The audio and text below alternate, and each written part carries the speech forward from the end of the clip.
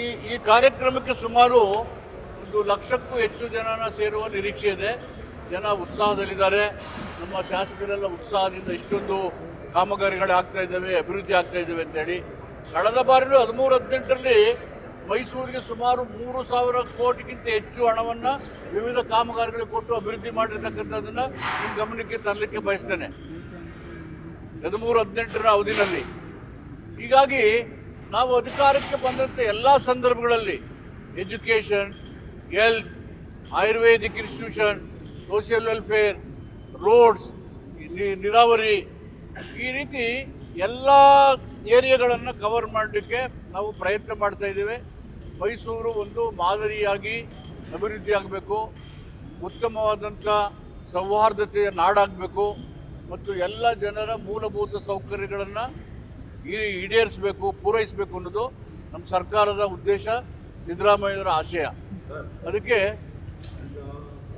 KR-ಪುರಂಗೆ ಕಾವೇರಿ, ವೈಟ್ಫೀಲ್ಡ್ ಕಾವೇರಿ, ಮೈಸೂರಲ್ಲಿ 40% ಕಾವೇರಿ ಔಟ್ಸ್ಕರ್ಟ್ಸಲ್ಲಿ ಅದಕ್ಕೆ ಯಾವ ಕಾರ್ಯಕ್ರಮವನ್ನು ನಿಮ್ಮನ್ನು ಕಾಣಿಸ್ತಾ ಇದೆ.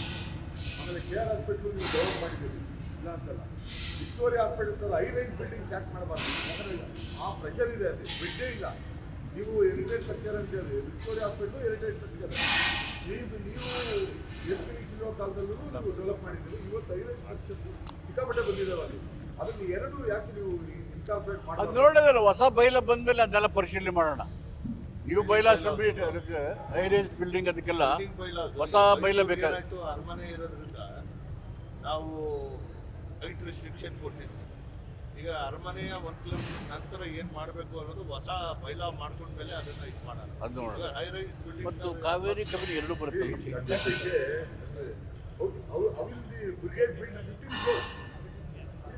Gross regulation last 20 years.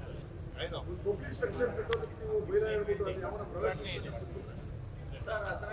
ಆಮೇಲೆ ಮೈಸೂರು ನಗರಕ್ಕೆ 60 MLD ಕಾವೇರಿ ನೀರಿನ ಕಬಿನಿ ನೀರಿದ್ದು ಉದ್ಘಾಟನೆ ಇದೆ ನಾಳೆ 19ರಲ್ಲಿ. ನಾವು ಹೋಗಿ ವಿಸಿಟ್ ಮಾಡಿದ್ವಲ್ಲ, ಅದರ ಒಂದು ಕಂಪ್ಲೀಟ್ ಆಗಿದೆ, ಅದರ ಉದ್ಘಾಟನೆ ಕೂಡ ಇದೆ. ಶಿವಕುಮಾರ್ ಕೇಳ್ತಾರೆ ವ್ಯಾಲಿಡ್ ಅಲ್ಲಿ ಇದೆ. ಬೇರೆ ಪ್ರೈವೇಟ್ ಅವ್ರು ದೊಡ್ಡ ದೊಡ್ಡ ಅಪಾರ್ಟ್ಮೆಂಟ್ಗಳು ಛತ್ರ ಕಟ್ಟಿದ ಮೇಲೆ ನಾವು ಪಬ್ಲಿಕ್ ಯೂಸ್ ಇರುವಂತ ಬಿಲ್ಡಿಂಗ್ ಯಾಕೆ ಛತ್ರ ರೈಸ್ ಮಾಡೋಕ್ಕಾಗಲ್ಲ ಅಂತ ಅದೇ ನೋಡೋಣ. ಈಗ ಅವ್ರಿಗೆ ಹೇಳಿದ್ರಲ್ಲ, ಒಂದು ಹೊಸ ಬೈಲ ಬಂದ ಮೇಲೆ Victoria hospital 60,000 per day.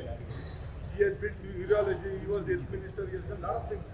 Why can't you do it? Same thing in KR hospital. At least medical college complex ಎಲ್ಲ ಕಟ್ಬೋದಲ್ಲ ನೀವು? ನೋಡೋಣ. ಅದು ಹರಿಸ್ಕೊಂಡ್ರು ಏನೋ ಮೊನ್ನೆ 100 ಕೋಟಿ ಏನೋ ತಗೊಂಡು ಹೊರತು ಇದೆಲ್ಲ ಮಾಡಿದ್ದೀರಿ. ನೀವು ಹೈ ರೈಸ್ ಬಿಲ್ಡಿಂಗ್ ತಗೊಂಡ್ಬಂದು ಒಂದು 2-3 ಸಾವಿರ ಅದನ್ನೇ ಬೈಲ ಹಾಕ್ಬೇಕು, ಬಿಲ್ಡಿಂಗ್ ಬೈಲ ಹಾಕ್ಬೇಕು. ಸಾಹೇಬ್ ಹೇಳ್ದಂಗೆ ಯಾವ ಬೈಲರ್ ಬ್ರಿಗೇಡ್ 15 ಗೌರ್ಮೆಂಟ್ ಅವರ ಏನು ಬೈಲ ಬ್ರಿಗೇಡ್ ಅವನಿಗೆ ಬೈಲ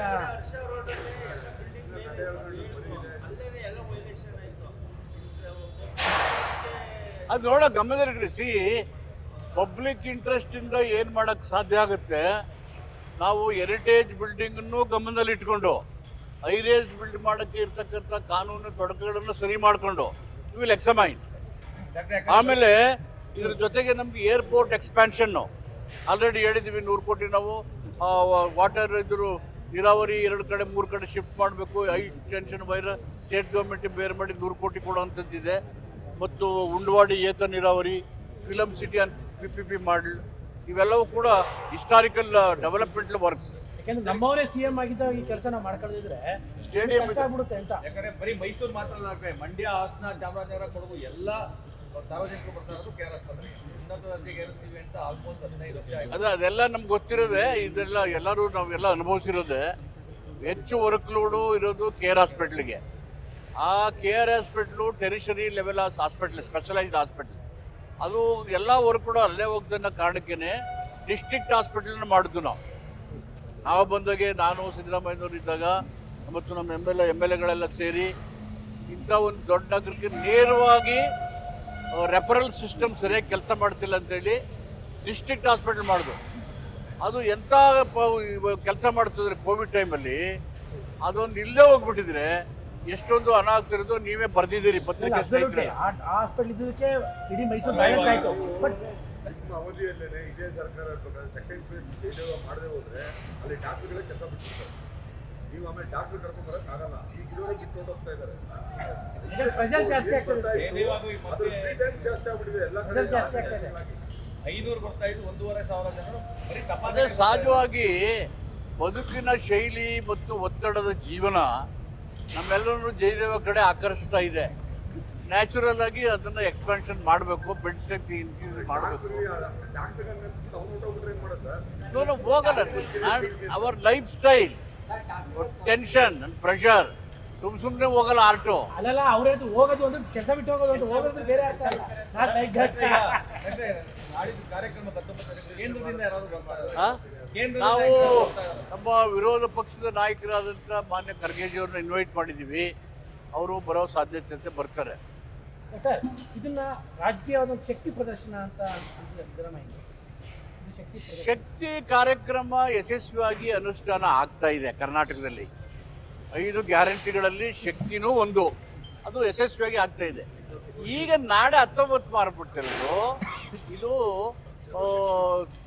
ಅಭಿವೃದ್ಧಿ ಕಾರ್ಯಕ್ರಮಗಳ ಶಂಕುಸ್ಥಾಪನೆ ಮತ್ತು ಅದರ ಉದ್ಘಾಟನೆ ಕಾರ್ಯಕ್ರಮ. ಏನೇನು ಮಂಜೂರಾತಿ ಕೊಟ್ಟಿದ್ದೀವಿ ಸರ್ಕಾರದ ವತಿಯಿಂದ ಸುಮಾರು 2,500 ಕೋಟಿ ರೂಪಾಯಿ ಮೈಸೂರು ನಗರಕ್ಕೇನೆ ಆ ಕಾರ್ಯಕ್ರಮಗಳಿದು. ಶಕ್ತಿ 2023 ರಾಜ್ಯದ ಜನರು ಆಶೀರ್ವಾದ ಮಾಡಿ ಕೊಟ್ಟುಬಿಟ್ಟಿದ್ದಾರೆ. ಪದೇ ಪದೇ ಮಾಡಬೇಕಾದ ಅಗತ್ಯ ಇಲ್ಲ, ಅದರ ಅನಿವಾರ್ಯತೆಯೂ ಇಲ್ಲ. ಜನರ ಆಶೀರ್ವಾದ ಇರೋ ತನಕ ಸರ್ಕಾರ ಚೆನ್ನಾಗಿ ನಡೀತದೆ. ಮತ್ತು ಇದೆಲ್ಲ ನೋಡಿದ್ಮೇಲೆ ಅಭಿವೃದ್ಧಿನ ಮಾತಾಡೋರು ಸುಮ್ಮನೆ ಮಾತಾಡ್ತಾ ಇರ್ತಾರೆ. ನಾವು ಬಿಟ್ಟರೆ ಈ ಮೈಸೂರು ನಗರಕ್ಕಾಗಲಿ ಬೇರೆ ಕಡೆ ಸಾವಿರಾರು ಕೋಟಿ ರೂಪಾಯಿ ಯೋಜನೆನ ಇವ್ರು ತಂದು ಮಾಡಿದ್ದಾರೆ ಅಂತ ಹೆಸರು ಹೇಳಿ ಯಾವ್ದಾದ್ರು ಯೋಜನೆ ಹಿಡ್ಕೊಂಡು ಯಾರಾದರೂ ಹೇಳಿ. ನಾವೇನು ಎಂದು ನಿಮ್ಗೆ ಗೊತ್ತಿದೆ, ರಾಜಕೀಯ ಮಾಡೋರಲ್ಲ. ಡೆವಲಪ್ಮೆಂಟ್ ಏನಿದ್ರೆ ಇರ್ರೆಸ್ಪೆಕ್ಟ್ ದಿ ಪಾರ್ಟಿ ಮಾಡ್ಕೊಂಡು ಹೋಗ್ತೀವಿ. ಜನಗಳಿಗೆ ಮೂಲಭೂತ ಸೌಕರ್ಯ ಕೊಡಬೇಕಲ್ಲ, that is our government priority. ಮಾತಾಡೋರು ಮಾತಾಡ್ತಾರೆ. CM ಹೇಳಿದ್ರೆ ಬನ್ರಪ್ಪ ನೀವು ದಯವಿಟ್ಟು ಒಂದೇ ವೇದಿಕೆಯಲ್ಲಿ ಮಾತಾಡೋಣ ಬನ್ನಿ ಅಂತ ಹೇಳಿದ್ದಾರೆ ಇಂಡಿಯಾದಲ್ಲಿ. ಇಲ್ಲಿಗೆ ಬಂದರೂ ಚಿಂತೆ ಇಲ್ಲ, ಇದೆಲ್ಲ ಇಲ್ಲಿ ಮಂಜೂರು ಮಾಡೋದು ಇಲ್ಲಿ ಇದ್ದಿದ್ದಾವೆ. ಅದು ಟೆಂಡರ್ ಹೋಗಿದೆ, ಮಾಡ್ತೀವಿ ಅಂತ. ಟೆಂಡರ್ ಓಪನ್ ಆಗಿದೆ ಅಂತ. ಹಾಂ, ಈಗ ನಿಮ್ಮ ಕಾಲದಲ್ಲಿ PWD ರೋಡ್ಸ್ ಆಗಿತ್ತು. ಇವತ್ತು ಇನ್ನೊಂದು ನೀವು ಸರ್ಕಾರ ಬಂದು ಓದ್ತಕ್ಕಂಥದ್ದು ತಾರಾಕಿಲ್ಲ. ನೀವು ಬಸ್ನ ಬಿಟ್ಬಿಟ್ಟು ಶಕ್ತಿ ಕಾರ್ಯಕ್ರಮ ಅದು ಯಾಕಾಗಿಲ್ಲ ಅಂದರೆ ನನ್ನ ಕಾಲದಲ್ಲಿ ರಸ್ತೆಗಳ ಗುಣಮಟ್ಟಕ್ಕೆ ಆದ್ಯತೆ ಕೊಟ್ಟಿರ್ತೀವಿ, ಅದಕ್ಕೆ ಕಿತ್ತೋಗದೆ ಥರ ನೋಡ್ಕೊಂಡಿದ್ದೀವಿ.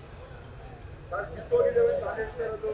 ಬಹಳಷ್ಟು ನೀವು ಹಾಕಿದ್ಮೇಲೆ ಆಸ್ಫಾಲ್ಟಿಂಗ್ ಆದ್ಮೇಲೆ ಯಾಕೆ 10 ವರ್ಷ ಅದನ್ನ ಆಗಿಲ್ಲ ನೋಡೋಣ, ಅದನ್ನು ಒಂದು ವರದಿ ತರಿಸ್ಕೊಂಡು ವಿಲ್ ಮೇಕ್ ದಿ ರೋಡ್ ಮೋಟಾರಬಲ್.